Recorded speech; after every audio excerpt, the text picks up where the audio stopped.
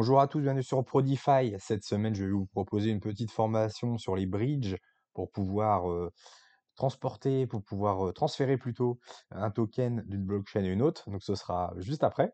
Mais comme d'habitude, je vais commencer par la petite revue du portefeuille. Alors cette semaine, c'est un petit peu comme la semaine dernière, hein. On est toujours sur Bitcoin, on est toujours en haut de range. Pour l'instant, il n'arrive pas à casser. Et les altcoins qui sont globalement plus faibles que le Bitcoin. Donc du coup, on a des performances qui sont flat, voire plutôt en baisse, même si on va voir qu'évidemment ça change en fonction des tokens. Alors sur 7 jours, on va regarder les perdants. Donc cette semaine, Casper -26, Loop Network 21, -21, Leox -18, Tarasca -16, UBXS -15 et Clore -14.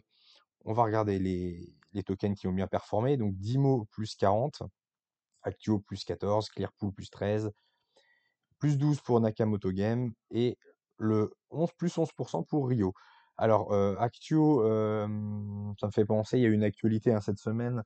Il s'appelait Actio, vous savez que la société a changé de nom, il s'appelait Rain, et Rain a rechangé de nom, et là ça vient de rechanger cette semaine, ça s'appelait Vancelion. Alors je ferai peut-être une petite vidéo dédiée, parce qu'il y a eu pas mal de petits changements.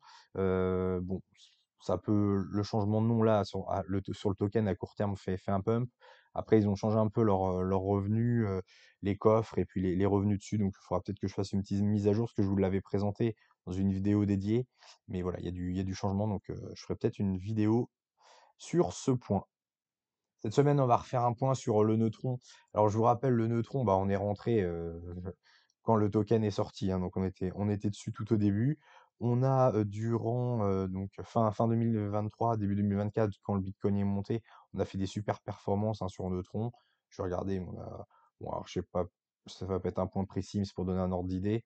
On a fait plus 500%, donc x6 sur le token. Et puis ensuite, il a bien retracé, bah, comme l'ensemble du marché pour revenir quasiment au point de départ, hein. On était à 30 et là on est actuellement à 39 centimes. Heureusement, pour ma part, j'ai pris des profits. Alors, qu'on était alors pas tout en haut, mais j'ai fait la fameuse stratégie que je vous donne dans une des vidéos pour prendre des profits. Alors, je vais vous remettre les indicateurs pour vous montrer un petit peu comment on fait. Voilà, donc on voit que le top était au 17 février 2024. Et ensuite, si on regarde, alors on va zoomer, on voit que l'OBV est passé, alors on va faire comme ça, on va mieux voir. Ça a croisé le 3 mars. En même temps, il y a également l'IMD qui a croisé le 12 mars. Et j'ai attendu un petit peu puisque non, c'était un peu avant, c'était le 5 mars sur l'IMD et j'ai un petit peu attendu puisque l'OBV, voilà, il y a eu comme un faux rebond, une fausse cassure. Donc l'OTT était repassé buy, aux alentours du 11 mars et il a repassé sell le 15 mars et ça correspondait à peu près au moment, voilà, 15 mars, au 13 mars où l'OBV a également plongé. Donc là, ça faisait que les 4 indicateurs étaient dans le rouge, donc je suis sorti, voilà, aux alentours du 14 mars et ce qui m'a permis d'amortir. Alors j'ai pas tout sorti, mais j'ai pris des profits sur une partie des gains que j'avais fait dans la montée. Donc ce qui m'a permis d'amortir la chute. J'ai quand même perdu, mais c'est vrai que vous voyez, comme je suis parti, donc j'ai dit aux alentours du 12-13 mars, on était, ouais, on était aux alentours de 1,39 $, sachant qu'on venait de 30 centimes, donc c'était pas mal. Et sachant que maintenant alors je suis re-rentré depuis hein, dans la phase un peu à plat. Mais voilà, ça a permis quand même, grâce à ces indicateurs, d'absorber entre guillemets une partie de la chute. Je vous rappelle, j'ai une vidéo dédiée hein, sur la prise de profit si vous voulez, où je rentre plus en détail sur savoir quand sortir d'une position. C'est vrai que quand on était là fin 2023, début 2024, tout le monde disait to the moon, avec les institutions, ça va plus redescendre, etc. Et pourtant, techniquement, avec les indicateurs, on voyait que ça perdait de la force. Donc c'est là qu'il faut être fort psychologiquement. Vraiment se fier à ces indicateurs, ne pas se dire, là il y a voilà, pas se faire des films, il y a BlackRock, ça va plus redescendre, et cetera. On était bien en surchauffe et tous les indicateurs disaient que ça allait retracer et ça a pas loupé. Notamment pour le prochain cycle, quand il y aura vraiment des phases paraboliques, ne pas se dire, c'est pas comme avant, et cetera. Ça va retracer après, il y aura un bear market, donc bien surveiller vos indicateurs. À court terme, un peu plus court terme, alors là on voit qu'en gros depuis le mois de juillet, on est dans un range, hein. Donc, grosso modo, on est entre ces deux bornes-là. Donc le prix, il oscille entre les 52 centimes et les 31 centimes. Pour l'instant, on fait du yo-yo, donc rien à signaler.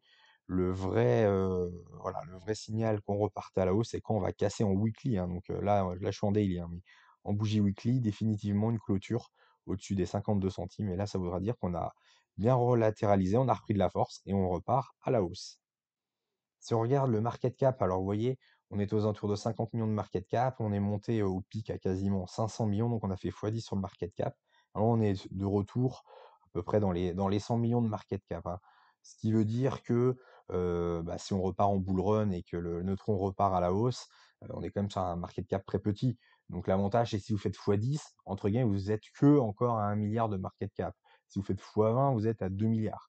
Donc, j'ai envie de vous dire, le multiple peut être assez important. Évidemment, il faut que la hype revienne dessus, mais si Neutron, donc qui est de l'univers Atom Cosmos, bah, c'est parti de cet univers-là. Donc, si l'atome, par exemple, reprend des couleurs et fait un beau bull run, pour l'instant, c'est catastrophique, mais si l'atome reprend de la force et tous les tokens qui sont liés à cet univers-là, bah, le Neutron pourra faire des multiples assez, indécents. Justement, on va mettre un petit Fibo pour, pouvoir un petit peu savoir, alors hop, le haut, le bas. On est actuellement, je vous disais, à 40 centimes. Le point bas a été fait à 27 centimes. On va regarder un petit peu ce que donnent les Fibos suivants. Donc les 1,618. Donc déjà, il faudra casser la TH, hein, bien évidemment, à 1,99 $. Le 1,618 sont à 3 $, j'arrondis, hein. Les 2,618 sont à 4,79. Les 3,618 à 6,51. Les 4,618 à 8,2 et les 5,618 sont à pile quasiment, enfin 9,97, donc on va dire 10 $ en arrondissant. Donc si on va jusqu'au 5,618, vous voyez là on est à 40 centimes, donc ça ferait un peu plus de x20 quoi. Voilà, donc j'ai fait 10 divisé par 0,39 et ça fait 25 quoi. J'ai été même, c'est plus de x20, c'est x25 même. Voilà, donc si on allait jusqu'au 5,618 par exemple, ça ferait x25. Après, vous pouvez prendre des profits, bien évidemment, sur les autres fibos, vous n'êtes pas obligé d'attendre le 5,618. Mais si vous êtes par exemple sur les 3,618 et que vous voyez que les indicateurs, voilà, que je vous disais tout à l'heure, commencent à baisser, prenez une bonne partie de profit. Attendez pas qu'on aille to the moon, parce qu'on ne sait pas les multiples que ça va faire. On suppose qu'il y aura un nouvel ATH quand le train va repartir, mais après savoir jusqu'où ça va monter, c'est toujours assez difficile. Voilà, je vous laisse avec la formation sur les bridges pour pouvoir vous spécialiser là-dedans. Et puis de mon côté, je vous retrouve la semaine prochaine, bien évidemment, pour une nouvelle vidéo. Merci de votre soutien et de vos likes. Bonne semaine, ciao. Alors, un autre chapitre très important, ça va être le chapitre sur les bridges. Alors là, on va voir ce qu'est un bridge. En vulgarisant, c'est un pont, hein, typiquement, si on fait la traduction, un pont pour passer d'une blockchain à une autre, pour passer un token d'une blockchain à une autre. Typiquement, vous avez de l'Ethereum sur la blockchain Ethereum, par exemple, et vous voudriez bien l'utiliser pour le mettre sur un protocole DeFi sur le réseau Arbitrum, par exemple. Eh bien, vous allez utiliser un bridge pour envoyer vos Ethereum du réseau Ethereum vers le réseau Arbitrum. Même chose, vous avez des Matic sur un réseau Binance Smart Chain, et vous voulez les envoyer sur peu importe, sur Optimism, vous allez utiliser un bridge pour utiliser vos Matic sur Optimism. Voilà. C'est pour passer d'une chaîne à l'autre. On est obligé de passer par un bridge. Pour retrouver la liste des bridges, donc sur Defiliama, dans les catégories, vous avez donc tout un tas de catégories, mais vous avez notamment les bridges. Voilà. Et si vous cliquez sur bridge, voilà, vous aurez les plus gros bridges du marché. Voilà, il y en a plein, plein, plein, plein, plein, plein, plein. On va pas tous les faire, je vais vous donner juste quelques exemples. Mais voilà, vous pouvez les trier évidemment par... si vous voulez que ceux qui sont sur Optimism, bah, vous appuyez sur Optimism, et voilà. Il va rester que ceux qui sont sur Optimism. Tac. Voilà, mais Defiliama, vous commencez à avoir l'habitude de l'utiliser. Alors il y a plusieurs types de bridge. On va commencer par un bridge, ce que j'appelle simple. Donc le Polygon Wallet, hein, où vous pouvez faire plein d'actions par rapport à la blockchain Polygon, mettre en stacking, voilà, faire des swaps, etc. Mais vous pouvez également faire des bridges. Vous voyez, il y a la petite option bridge qui est là. Vous cliquez là. Juste pour l'exemple, là, j'ai utilisé mon MetaMask de test. Vous voyez qu'il y a 11 USDC, un petit tout petit 6 $ de Matic, puis voilà. et des miettes d'autres choses. Si vous utilisez le Polygon Wallet, donc par exemple vous avez ces assets qui sont sur la blockchain Polygon et vous voulez les envoyer sur Ethereum, puisque je vous rappelle que Matic est un layer 2 d'Ethereum, Ethereum est le layer 1, la chaîne principale, et Polygon est un layer 2, une surcouche sur Ethereum, voilà. Et donc le Polygon Bridge va vous permettre de faire, alors, soit de déposer d'Ethereum vers Polygon, mais là c'était plus dans l'autre sens, ou à l'inverse, dans Withdraw, vous allez de Polygon et vous retournez sur Ethereum. Dans ces cas-là, vous mettez votre nombre d'USDC, enfin peu importe, vous choisissez votre crypto, ou Matic, hop, vous mettez 2 Matic, voilà, tout Ethereum, vous faites un transfert et ça va vous prendre un petit peu de Matic en frais de gaz. Mais il est assez limité puisque ce bridge utilise uniquement Ethereum et son layer 2 Polygon Matic. Donc si vous faites que des transactions entre Ethereum et Matic, bah, autant utiliser celui-là, surtout que vous avez tous les autres, vous avez toutes les autres options qui sont au même endroit. Ça vous évite de vous... Voilà, là c'est très sécurisé, évidemment, quand vous allez sur d'autres bridges, des fois ça peut être moins sécurisé, donc si vous faites que des transferts entre Ethereum et Matic, autant utiliser celui-là, vous n'avez pas besoin des autres options. Mais il existe beaucoup d'autres bridges qui offrent plus de possibilités. Vous allez avoir ensuite, donc ça c'était vraiment un petit, voilà, le petit exemple du bridge de base, mais après vous allez avoir des bridges comme par exemple Hop Exchange. Alors là, on est déjà un petit peu mieux puisque vous allez voir, on peut envoyer plusieurs crypto-monnaies, vous voyez, de l'ETH, du USDC, du USDT, Matic, DAI. Donc déjà, on est un petit peu, et puis hop, c'est le jeton de la plateforme. On est déjà sur un peu plus de crypto. Et puis, vous avez également plusieurs chaînes, blockchain. Donc là, vous avez Ethereum, Polygon, Gnosis, Optimism, Arbitrum. La même chose en réception, vous avez les mêmes. Donc là, dans mon exemple, je suis sur Polygon Matic. On retrouve mes 11 Matic,35. Je vais en envoyer 5. De la blockchain Polygon à la blockchain Optimism pour l'exemple. Voilà, ça simule le transfert, donc vous voyez, ça coûte un petit peu de frais de gaz. Oui, même pas mal, puisque vous voyez, j'envoie 5 USDC et je vais recevoir 4,57. Donc les frais sont assez importants, là, 42 centimes, c'est assez important. Après, sachant qu'Optimism, à l'heure où je tourne la vidéo, il y a des incentives sur cette blockchain-là, puisqu'elle est assez récente. Vous voyez, ils vous remboursent quand même 28 centimes. Donc au final, voilà, ça vous coûte 42, mais vous récupérez 28, donc au final, ça vous coûte que 14 centimes. Mais après, ça varie. Vous voyez, si je vais sur Arbitrum, là, il n'y aura pas d'incentive, a priori. Donc ça va coûter... Enfin, il n'y aura pas le plus 28 centimes. Après, peut-être que la transaction coûte moins cher aussi. Vous voyez, ça calcule. Ça calcule, ça calcule. Bon, non, les frais sont quasiment pareils. Ethereum, je ne veux pas faire puisque ça coûte beaucoup plus cher, bien évidemment. Bon, là, il n'y a pas trop, de toute façon, il n'y a pas beaucoup de blockchain, donc c'est Gnosis, mais il n'y a pas beaucoup de choix, donc ouais, c'est un peu moins cher, oui, c'est 25 centimes pour envoyer sur la blockchain Gnosis. Voilà, et donc une fois que c'est fait, comme d'habitude, 2 actions. Première action, vous approuvez le smart contract, et ensuite, vous effectuez la transaction, vous validez la transaction, et vos 5 USDC vont partir, enfin vos 5 USDC sur la blockchain Matic vont partir sur la blockchain Gnosis. Voilà, donc ça c'est pour le Hop Exchange. En un petit peu plus élaboré, après vous avez tout ce qui est agrégateur de DEX. Donc c'est-à-dire, ils vont prendre tous les DEX du marché et ils vont essayer de trouver le chemin le plus court, ou qui coûte le moins cher, voilà, en frais de gaz. Donc c'est intéressant. Par exemple, vous avez Rango Exchange, bon, il y en a plusieurs qui existent sur le marché, mais Rango Exchange est pas mal du tout. Donc comme d'habitude, vous connectez votre MetaMask en haut à droite, bon là il est déjà connecté, mais sinon vous faites le petit plus, vous connectez votre MetaMask. Ensuite, donc, vous voyez, j'adore Rango Exchange, je trouve que c'est bien clair, c'est bien précis. Donc on part de la blockchain Polygon, comme d'habitude, et admettons, on va refaire l'exemple avec Optimism, on va aller on va envoyer nos USDC sur Optimism, donc toujours pareil, là vous pouvez envoyer ce que vous avez en portefeuille, donc hop, on va prendre l'exemple des USDC, On va renvoyer 5. Donc 5 USDC de la blockchain Polygon vers Optimism. Et là, il va choisir voilà, le meilleur trajet. Là, on peut voir que il va faire alors il va utiliser XY Finance pour mettre de l'USDC de Polygon à Optimism, et deuxième ensuite action, il va alors pourquoi il part en ETH?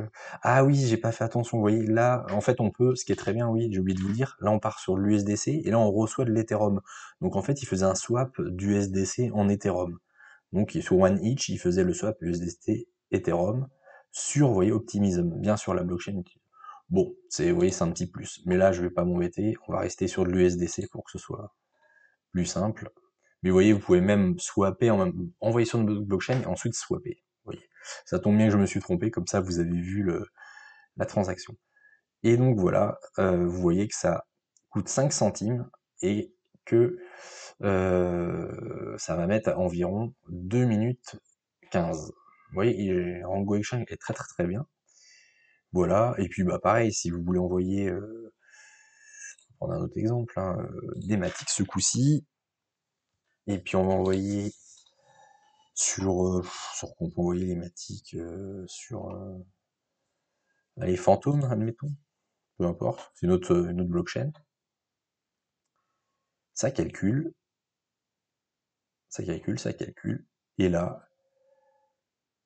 ah oui, alors j'ai mis fantôme, alors toujours pareil, Matic. Est-ce que je peux avoir des... Ah, c'est parce que je peux pas avoir de Matic sur... On fait la petite recherche, on va voir. Si, il y a des Matic sur blockchain fantôme. Voilà. Par contre, ah oui, en fait, il souhaite... Ouais, voilà. Bon, bah, vous voyez ce qu'il fait, ça coûte 7 centimes. Il envoie des Matic Polygon, enfin, il les swap d'abord en USDC, ensuite via OneInch, après il envoie de la blockchain Polygon à la blockchain Phantom, il utilise le Stargate Bridge, et après il le reswap en Matic via SpookySwap. Voilà, vous avez un peu le trajet. Toujours pareil, tac, vous validez, vous approuvez, vous validez, et la transaction se fait. Et ce qui est bien, c'est qu'il y a le temps, 3 minutes 30, c'est bien. Ça donne une idée, parce que c'est pas forcément instantané, un swap c'est instantané, mais là, de changer de blockchain, ça peut prendre un peu de temps. Donc là, 3 minutes, ça va, mais si vous allez sur Ethereum, par exemple, ça peut prendre plus de temps. Voilà pour Rango Exchange, qui est vraiment sympa. En agrégateur, vous avez également alors, Leaf.fi, alors maintenant ils appellent ça Jumper, bon, ils ont changé le nom, souvent ça change de nom les protocoles, mais même principe, on va choisir, donc, à partir de Polygon toujours, blockchain Polygon, vous voyez il y en a pas mal aussi là, il y a tout ça. Oui, il y a vraiment de tout, hein. Il y en a qui n'ont pas beaucoup de chaînes, il y en a qui en ont beaucoup, puis après ce qui va se passer, c'est que vous allez avoir vos préférés, hein. C'est comme tout. Alors, on va partir donc de la blockchain Matic, on va échanger, toujours pareil, on prend le même exemple, hein, comme ça c'est encore mieux, de l'USDC. Vous voyez, il y a USDC et en dessous il y a le petit polygone, donc ça c'est le token, et en dessous c'est la blockchain. Et on va envoyer, on envoie sur quoi? On va aller Optimism encore, et on veut des USDC, pardon, sur Optimism. Le montant, on va en envoyer 5. Et là, vous voyez, alors là, c'est une autre présentation. Il vous propose 3 possibilités. Soit vous passez par Hop Protocol, soit le recommander. Alors pourquoi il le recommande? C'est par rapport aux frais de gaz, hein. 4 centimes, 1 dollar, 1,26, voilà, c'est cher. Parce que vous voyez, ouais, ça met 11 minutes, là ça met 4 minutes et 21 minutes, donc si vous voulez quelque chose de rapide, bah, vous choisissez celui-là. Vous voyez, recommander c'est celui-là, rapide c'est celui-là, et alternative c'est celui-là. Vous voyez, mettez une petite... Et vous voyez, là il utilise Hop Exchange, là il utilise Amarok, et là il utilise Target. 3 protocoles différents. Tac. USDC, il y a un petit détail. Hop. Voilà. Donc après, bah écoutez, vous choisissez celui que vous voulez. Il vous recommande le premier, mais c'est pas forcément toujours... Vous voyez, là, on a attendu, bah, l'autre a disparu. Vous voyez, c'est en temps réel, hein, donc voilà, ça se met à jour tout le temps. Ensuite, si on... Bon, parce qu'on va pas changer, on va toujours partir sur de l'USDC. On va changer de destination, partir sur Arbitrum, on va voir s'il nous propose autre chose. USDC, non pas ETH, USDC, sur Arbitrum, 5 USDC. Voilà, bah c'est les trois mêmes. Hop, Amarok et Stargate. Par contre, je voulais essayer également, si on ne prend pas de l'USDC, mais de l'ETH. Est-ce que ça fait comme Rango? Est-ce qu'il vous propose le swap derrière? Je pense que oui. Ouais, c'est ça, c'est la même chose. C'est-à-dire, voilà, il échange l'USDC en Ethereum, donc il utilise OneInch sur la blockchain Polygon, et ensuite il envoie ses ETH sur Arbitrum via Hop Protocol. Voilà, donc il fait un petit swap et ensuite un, un bridge. Voilà, donc c'est la même chose que Rango. Voilà, bon. Les deux sont bien, ça ressemble à Rango, hein, ou Lifi après, en fonction de ce que vous préférez. Ouais, il y a même quatre choix. Donc voilà, vous faites votre petite tambouille et puis vous choisissez celui que vous préférez. Voilà un petit peu pour les bridges. Alors il y a une possibilité aussi sur certains bridges, c'est de mettre de la liquidité sur les bridges, mais je vous conseille pas de le faire puisque 80% des hacks souvent c'est sur des bridges, puisque ce qu'on appelle des honeypots, des pots de miel, puisque voilà, les gens mettent des crypto-monnaies en collatéral sur les bridges. Souvent, c'est des bons rendements, mais ça se hack assez facilement puisque vous voyez, il y a des transferts de blockchain, etc. Donc, c'est beaucoup plus difficile à sécuriser que des protocoles de lending ou des DEX. Donc, je vous conseille pas de mettre, voilà, de stocker des crypto-monnaies sur des bridges. Utilisez les bridges uniquement, voilà, quand vous avez besoin de passer d'une blockchain à une autre. Petit conseil. Après, vous faites bien évidemment ce que vous voulez. Vous êtes libre, vous connaissez les risques, donc voilà, faites comme bon vous semble. Bah écoutez, c'est tout pour voilà ce chapitre sur les bridges, et puis on se retrouve pour un prochain chapitre. Allez, ciao.